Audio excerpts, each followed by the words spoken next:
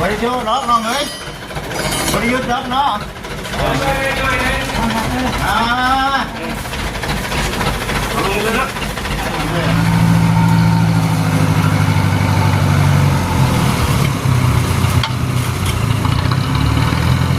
จะเนี่ยเอาง่ายดีป่ะ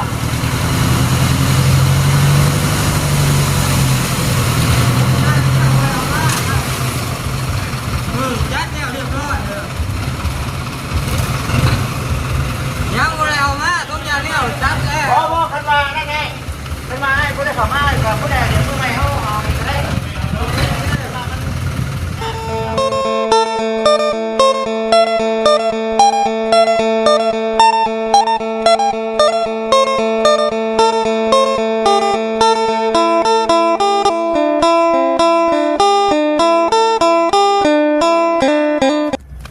ใช่ป่ะนี่ ไปต่อเลยบ่ ต่อเลยก็คิดว่าในได้ ไปต่อนะ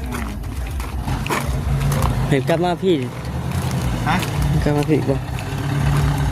เบิดเท่านี้บ่ นี่พ่อ เดี๋ยวมียังมาอีกบ่ เอานะเดี๋ยวจะว่าจะมีเที่ยวกันหน่อยเดี๋ยวจะตัวไปเนาะมีเราบนรถขึ้นไปนั่งกันยังไงว่าถึงนี่ไปเนาะ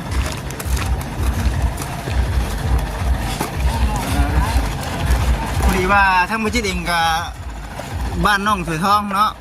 เป็นทั้งทำแม่เพิ่นเนาะให้ทั้งมือจิตเองเป็นสะพานบุญให้ชื่อชาย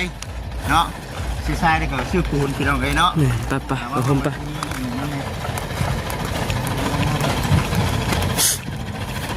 ถือว่าโบยึดบยันเลยนะ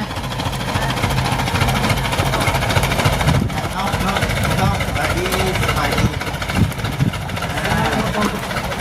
บริจุล็อกน้องเอ้ยบริยุทธ์ล็อกเนาะลงเลยนะ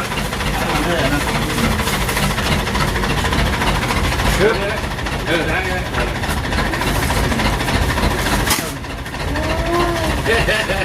โอเคสิเนาะ เนาะ ยังเหลือแต่คนเดียวนี่เลย นี่ผู้เดียวนี่ 4 คนยังเหลือคนเดียวนี่ ไปทางไหนบ้างเลย 4 คนไปเบิดเลยนี่เลยผู้เดียว ไปตั้งแต่สงกรานต์ ว้าเถอะ เมื่อที่สงการมาเลยเนาะ อย่าเมายังเมาอยู่จักดิ ยังเมาข้างอยู่เลยครับ เย็นวะเชียว มองข้างเลย เย็นยังเมาข้างอยู่นะดิ มองข้างแล้วเชียร์เราไปนะ เย็นเฮียไปเลยเนาะ โอ้ยเดี๋ยวมันเกิดที่ทางที่นี่ไม่ได้คนเดียวนี่เนาะขับรถขับลาเนาะได้เลยเนี่ยวันนั้นนี่เลย ผ่านวันนี้เงินผ่านประมาณติดนึงเลยขายดีเลยส่งก็ทัน ท่านหัวจันเดียวเลยเนาะ เราก็มึง3-4 พันก่อน บัดคนไม่สาบันนี่ คนนี้ก็นี่ เอาขึ้นรถนะ นะ บัดเอาบอกขึ้นรถให้เลย เราคนนี้แหละขึ้นเลยนะคนมันตัดยังไง ทั้งลูกน้องทั้งหน้าหัวหน้า มันมีลูกสาวมันลินน้ำผิดนึงเลยหากำมือขึ้นเนี่ยลูกสาวมาซอย2 คนเขาพักโรงเรียนผิดนึงแล้วก็มาลินมาซอย โอ้โหเราว่ากันว่าบุกยืนบุกนะเนาะ แม่ลูกมา4 โมงที่มุกครึ่งแล้วไปชงแล้ว ต่อ ไปยังไงก่อนเลยยังไง ต่อกันนี่ครับก็ได้ครับ ขอบกันทมมันสายน้ำใช่สายน้ำได้ป่ะจีได้ เนาะ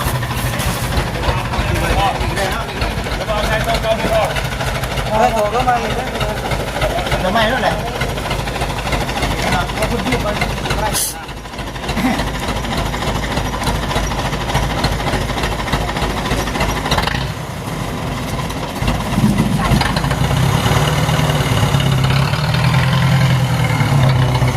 ส่งไปน้ำกัน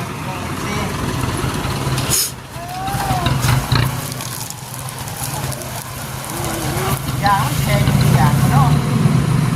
มีอะไรพี่น้องเลย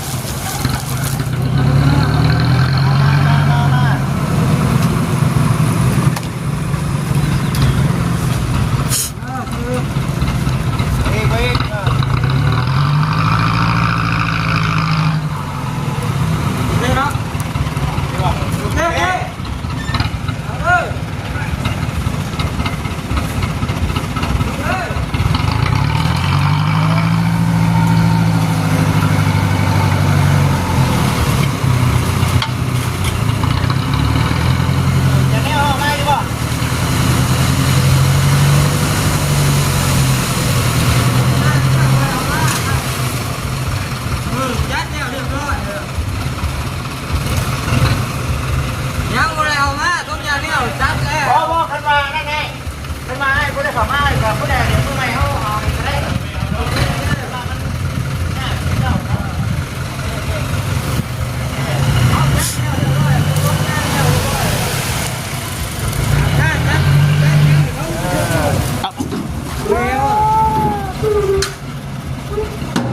ยังเหลือคนเดียวเนี่ย เฮียเบิดเฮียไปน้ำหน้าลูกน้องแล้วนะ โดดดูได้ อ๋อแข่งมุมเลยเนาะสไปเดอร์แมน เฮ้ยเฮ้ยอย่างไรเนาะเอาคือว่าแหละพี่น้องเนาะวันนี้ก็ได้คลิปนี้เนาะทางบริษัทเองก็คือว่าได้เอาเพิ่มมีปูนเนาะมีปูนแน่ปูนชิดศอกแล้วก็จะเป็นในเรื่องอันชายแล้วก็อย่าแนวเนาะอย่าแนวคนลืมมึงนี่เดี๋ยวสิเอามาพี่น้องเดี๋ยวกลับมาแต่อันบ้านเพื่อนแหละเมืองใหม่เพื่อนแหละกันมานั่นเพราะว่าเขาก็อย่าแนวว่าสิใส่บ้านน้องใช่ละเนาะอันนี้คือเอาให้ทั้งน้องๆเพิ่นมาโบกก่อนให้เฮ็ดอยู่บ่เดี๋ยวนี้ น้อย เฮ็ดอยู่ นั่งสิปัน เอาเลยไปเสียไปเอาไปเบิ่งก่อนกินได้ข้าวเที่ยงไง ยัง ไข่ก็จับกันคงกินเพิ่งกินนี่นะเนาะให้กินยังบ่ชง นกไก่แกงไก่ เบิดได้สินงัวน่ะ เบิดแล้วเบิดแต่วานนี่ เบิดได้เมื่อวานนี่ โอ้โหจับ ม่วนบ่ กระวนเยอะนั่นตัวนี้ตัวนึงเลย กลางคืนหรือว่าหากนมาตอนเช้านอนพุ่นบ่ นอนพุ่น นอนคือต้องการนอน นอนพุ่นเบิดทางมันเปรี้ยว ทางวัน บุกกล้ามาเลยเนาะ ไปสับไปเนาะเอามาเบิ่งก่อนบางครั้งเอาคลิปนี้คลิปนี้ได้จึงมาตัดเอาตอนน้องเราต้องหาเบิ่งให้เพราะว่าเดี๋ยวเพิ่นจะตัดเนาะอ๋อเงียบแท้บ่กินข้าวกินน้ำบ่บ่ายโมงได้เนาะสบายดีสบายดียังบ่แล้วบ่ช่วงคงกินน่ะไปแล้วสิสร้างให้คงกินได้แม่นบ่โอ้ อย่าปลาย่างแข็ง แข็งดิ ปั่นไร แต่ตัวนี้บ่เป็นหยังบ่มันแข็งนี่ เป็นยังไงเราได้ตื่นเต้นเรื่องโควิด โอ้เข้ามามันมาเต็มตัวนี้นำบ่ได้แม่นบ่ ด้วย เขาต้องบางเพื่อให้มันปลูกอีกเนาะบางอย่างก็ได้ขูดข้างในแล้วใช่นะบดข้างในแล้วขูดบดข้างในแล้วประชาชนพี่น้องอันนี้กำลังถ่ายคลิปกับทางตอนนี้เป็นเบอร์แจ้งเขาครับมาถึงแล้วเนาะต้องเบิ่งกินได้มือตรงไหนเนาะ คือว่าเสียงหน้าอยู่เลยเนาะ ลูกตัวจะปีแล้วจับกล้องเนาะยังไม่ได้มันอยู่เหมือนกันกำลังคัดที่ตรงนี้เนาะกำลังคัดกำลังเป็นปูนัดอยู่ว่านี่จะสอบตัวนะ ยังไม่ได้หนักเลย งานบอลยังกันนั่นอยู่ว่ายังไรแต่เดียว ประมาณ7 หรือ 8เนี่ย ดูดีทำไมอีกมันมีแต่ตัวคิดเนาะ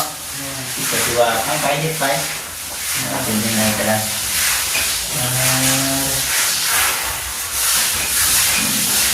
ครับอย่าแนวน้องใช่ล่ะเด้อน้องเด้อเดี๋ยวครับชื่อแล้วแต่ว่าเขาเจ้าลืมแต่ว่าเดี๋ยวเมื่อหน้ามาแต่งานเดี๋ยวที่เด็กเอามาให้เดี๋ยวมาให้ขัดก็ดีเนาะคัดให้มันได้แบบนั้นเอาค่อยคัดให้ละเอียดแล้วก็เอานั่นหน่อยเอาฟอง ฟองน้ เอาฟองเนี่ยมันยังไม่แล้วเลยต้องค่อยอีกแบบเนาะค่อยปัดอีก พัดแขนเนี่ยปัก คัดดีป่ะ ด้วย นอนกลางคืนเลย ปวด ป่ะ ำปกติมีเนาะเครื่องคัดเนาะมีเนาะ มีป่ะ นี้ มีอีกป่ะ มีมันเห็นได้มันเป็นแบบกลมๆดอกนั่น โอ้ ใส่ผ้า นั่นแหละ เอาเลยเนาะหามาได้เนี่ยน้องสือทองเนาะหามาแทงขึ้นแล้วเนาะ แห้งเลย พอจับใส่เราผ่าแล้วคือกดซิโร่บอก มันหมุนเนี่ยมาจิต หมุนเลย มันหมุน มันเกิดหมุนติ้วนี้ปั่นเลย โอ้ ปั่นแบบมือเขาปั่นเนี่ยแต่มันจะชิวไว้ โอ้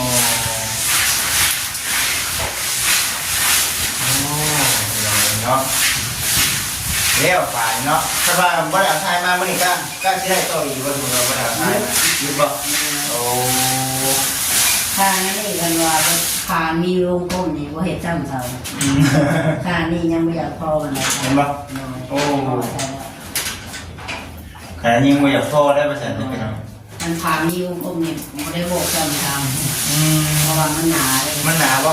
คำว่าพวกนี้สิหนากว่ามันบ่ เราก็ที่สอบสอบ มันบ่ สอบ โอ้โหว่าแล้วมันตัวอะไรนี่พวกเดี๋ยวมันสิเปลืองกว่ามันบ่ ประมาณ2ว่าขานี่ประมาณ2 บาท เพราะว่าคือเอาไม่ได้เอานาตามพวกเนาะส่วนนั้นเนาะคือว่าโอ้เนาะดูได้พี่น้องเลยฮ้อนบ่ยังไม่ได้กินข้าวเลย เที่ยง เด็กบ่เมื่อคืนนี่เด็กบ่เมื่อคืนนี่ปาร์ตี้เมื่อคืนนี่ โดย สลองนะวันละแบบปีนึงปีนึง 2 โมง โอ้ยกินอยู่2 โมงแล้วเนาะเมื่อไอ้เมื่อนั้นบนบ้านเฮาได้เดียวมันตีสามเลยโอ้บอกกระนั่งดินน้ำมูน้ำคูเลยพี่น้องไม่ได้ไปไทยหรอกดินในเงินในชาน นี่คือการเดินในรถมาส่ง แม่เอาไปมาบอกขออนุญาตน้ำเฮาดินน้ำเพื่อนเฮาดิมวนกลัวเนาะ โดยมา ใครกลัวเข้าไปแบบละลายคนแบบบนมันแต่ละมุนกันมันน่าสิบมวนปันไหนอ่ะนะอันนี้เขาดินตามเลยว่ามูคูเฮากินน้ำเพื่อนน้ำชาในเด็กหน่อยเองพี่น้องเลยเนาะกับอีกอย่างปีหนึ่งสักปีหนึ่งบ้านผสมประเทศสุรีบ่สุรีไทย หลายปีเนาะวันนี้ 3 ปีบ่ 5 ปีวันนี้ บ้านเฮาแบบตั้งแต่โควิดสุดพี่น้องว่าเฮ็ดช่วง คือ โค การ วิด คือการ โอ้เดี๋ยวประเทศเลย โดย มันก็ชีคือชีพุทธกันมาแต่หึงเลยนะว่าอะไรไปเนาะ